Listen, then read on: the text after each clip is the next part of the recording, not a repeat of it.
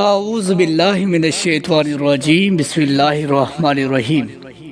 سامعین محترم السلام علیکم۔ ابتدا ہے رب ذوالجلال کے ببرکت نام سے جو بڑا مہربان نہایت رحم کرنے والا ہے۔ ناظرین، آج ایک نئی ویڈیو کے ساتھ آپ کے سامنے حاضر ہوں۔ آپ ہمارے یوٹیوب چینل دیکھ رہے ہیں اور میں ہوں اشفاق انجو۔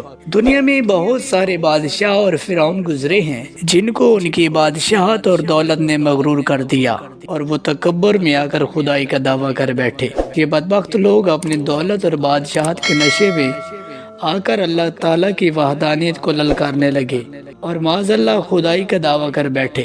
ان بدبختوں میں بے شمار لوگ شامل ہیں، لیکن آج ہم ایک ایسے بدقسمت اور بدبخت کا قصہ آپ کے سامنے رکھیں گے کہ آپ بھی سن کر عبرت حاصل کریں گے۔ محترم ناظرین، خدائی کا دعویٰ کرنے والوں میں ایک بدبخت شخص شداد بھی تھا جس نے اللہ کریم کی وحدانیت کو للکارا اور سرکش اور نافرمان ہو گیا۔ پیارے دوستو، شداد کون تھا اور کس طرح اس نے اللہ تبارک و تعالیٰ کی نافرمانی کی اور خدائی کا دعویٰ کیا، اور کس طرح اس نے دنیا میں اپنی جنت تیار کی اور اس کی بنائی جانے والی جنت کتنے سالوں میں تیار ہوئی، اور پھر اللہ کریم نے اس بدبخت شخص کو کس طرح دنیا والوں کے لیے عبرت کا نشان بنایا اور اس بدبخت شخص کا انجام کیا ہوا۔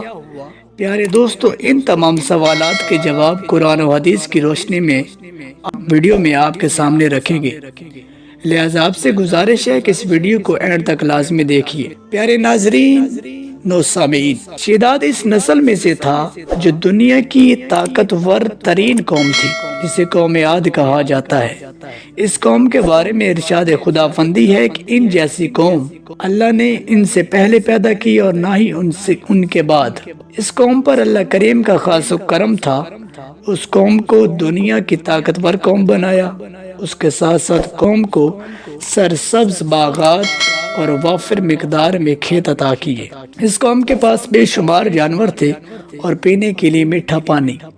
اس کے علاوہ اللہ تبارک و تعالیٰ نے بے شمار نعمتوں سے انہیں سرفراز فرمایا۔ چونکہ اس قدر مال و دولت اور نعمتوں کی فراوانی کی وجہ سے قوم عاد بھٹک گئی اور اللہ تعالیٰ کی نافرمان قوم بن گئی اور باغی ہو گئی۔ ان کی ہدایات اور رہنمائی کے لیے اللہ تعالیٰ نے حضرت ہود کو اپنا پیغمبر بنا کر بھیجا۔ حضرت ہود نے اس قوم کو اللہ تبارک و تعالیٰ کے حکم سے تبلیغ کرنے لگے اور اللہ تبارک و تعالیٰ کی وحدانیت کی طرف بلانے لگے، لیکن یہ قوم اپنے کفر و شرک میں اتنی مگن ہو چکی تھی کہ ان کا راہ حق پر چلنا دشوار ہو چکا تھا۔ اسی غرور و تکبر میں یہ قوم حضرت ہود کا بھی مذاق اڑانے لگی۔ شداد جو کہ اسی قوم کی نسل میں سے تھا، اس قوم کا بادشاہ تھا۔ یہ دو بھائی تھے، ایک کا نام شداد تھا اور دوسرے کا نام شدید تھا۔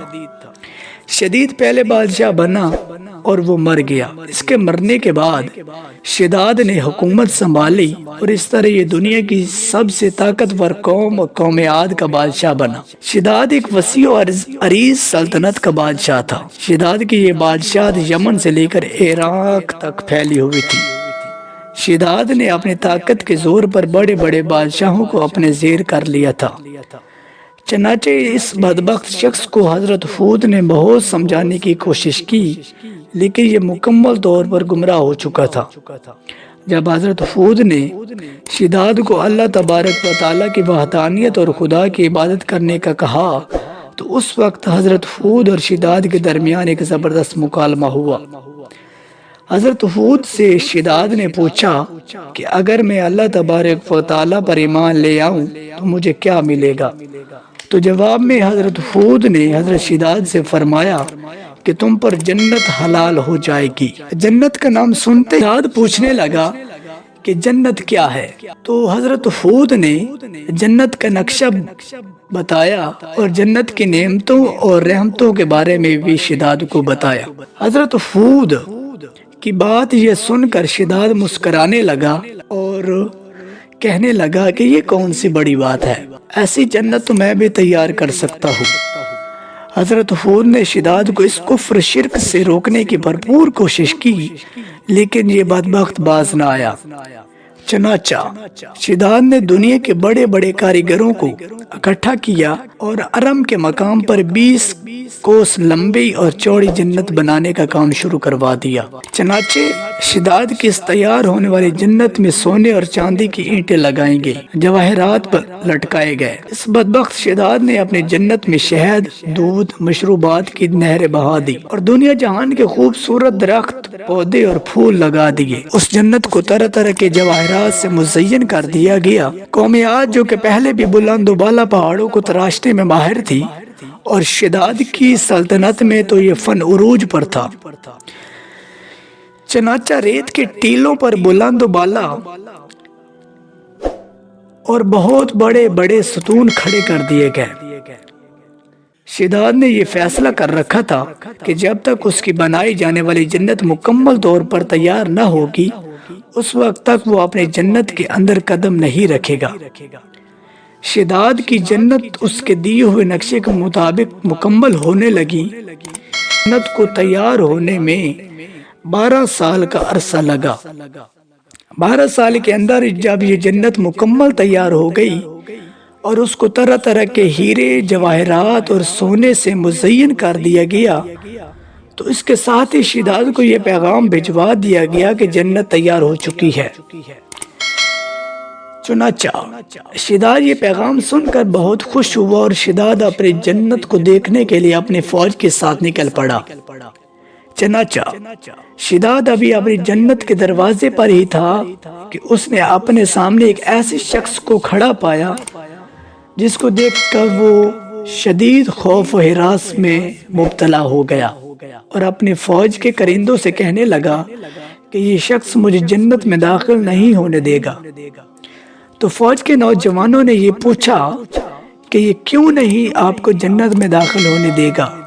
تو شداد نے کہا کہ یہ مالک الموت ہے اور میری روح قبض کرنے آیا ہے۔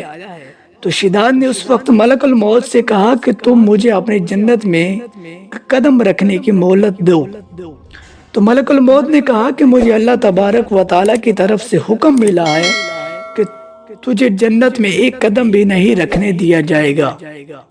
شداد نے ملک الموت سے بار بار التجا کی، لیکن اس کی ایک بھی نہ سنی گئی اور اسی وقت اس کی روح قبض کر لی گئی۔ تو اسی کے ساتھ حضرت جبریل نے اللہ کے حکم سے شداد کی بنائی ہوئی جنت کو زمین میں دھنسا دیا اور اس جنت کا نام و نشان ختم کر دیا۔ شداد کی اس عبرتناک موت کے بعد حضرت ہود نے قوم عاد کو بہت سمجھایا، لیکن قوم عاد نے اس طرح سرکشی میں بھٹکی ہوئی تھی کہ باز نہ آئی۔ اسی طرح کفر و شرک کرتی رہی یہاں تک کہ حضرت ہود علیہ السلام مایوس ہو گئے۔ اللہ تبارک و تعالیٰ نے حضرت ہود علیہ السلام کو حکم دیا کہ اپنے ساتھیوں کو لے کر اس علاقے سے چلے جائیں۔ اللہ کے حکم کی تعمیل کرتے ہوئے حضرت ہود نے اس وقت آخری مرتبہ اپنی قوم کو سمجھانے کی بھرپور کوشش کی، لیکن وہ لوگ پھر بھی باز نہ آئے کیونکہ ان کے عقل پر پردہ اور دل پر مہر لگ چکی تھی۔ حضرت ہود اپنے ساتھیوں کو لے کر اس علاقے سے روانہ ہو گئے اور ان کے جانے کے بعد اللہ تبارک و تعالیٰ نے ان پر خوفناک قسم کا طوفان، آندھیاں اور عذاب مسلط کر دیا، اور اس طرح شداد اور قوم عاد صفحہ ہستی سے مٹ گئی۔ یوں اللہ کریم نے اپنی وحدانیت اور قادر مطلق ہونے کا احساس دلایا۔ اللہ کریم سے دعا ہے کہ اللہ کریم ہمیں اپنے رسول اور اپنی تعلیمات پر چلنے کی توفیق عطا فرمائے۔